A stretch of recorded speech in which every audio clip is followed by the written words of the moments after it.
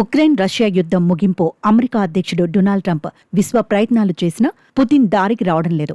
దీంతో రష్యాపై తన అక్కసు బయటపెడుతున్నారు. నయానో భయానో మాస్కోపై ఒత్తిడి తీసుకొచ్చేందుకు తీవ్రంగా ప్రయత్నిస్తున్నారు.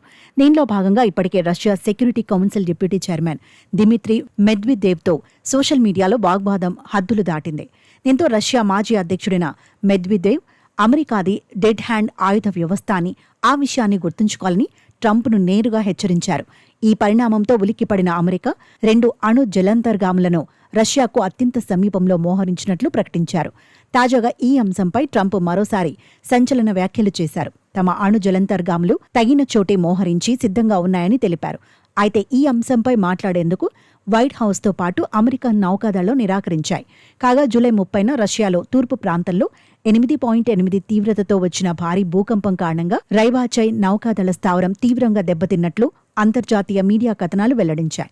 దీనిలో మాస్కో పసిఫిక్ దళానికి చెందిన అణు సబ్మెరైన్లు ఉంటాయని, వీటిల్లో కొన్ని చెల్లాచెదురైనట్లు అంబ్రా ఉపగ్రహ చిత్రాలు చెబుతున్నాయి.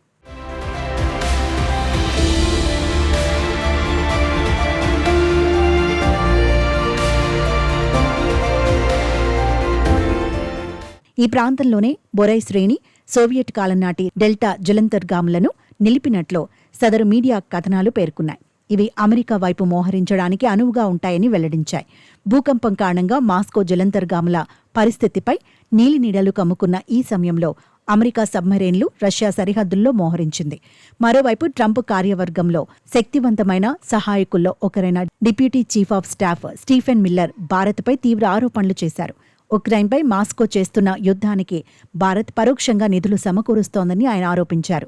రష్యా నుంచి చమురు కొనుగోళ్లు ఆపాలని ట్రంప్ భారత్పై ఒత్తిడి చేస్తున్న వేళ ఆయన ఈ వ్యాఖ్యలు చేశారు.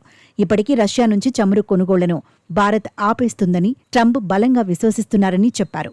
చైనాతో కలిసి భారత్ మాస్కో నుంచి కొనుగోలు చేస్తున్న చమురు మొత్తం చూస్తే ప్రజలు షాక్ అవుతారన్నారు. అది ఆశ్చర్యకరమైన వాస్తవమన్నారు.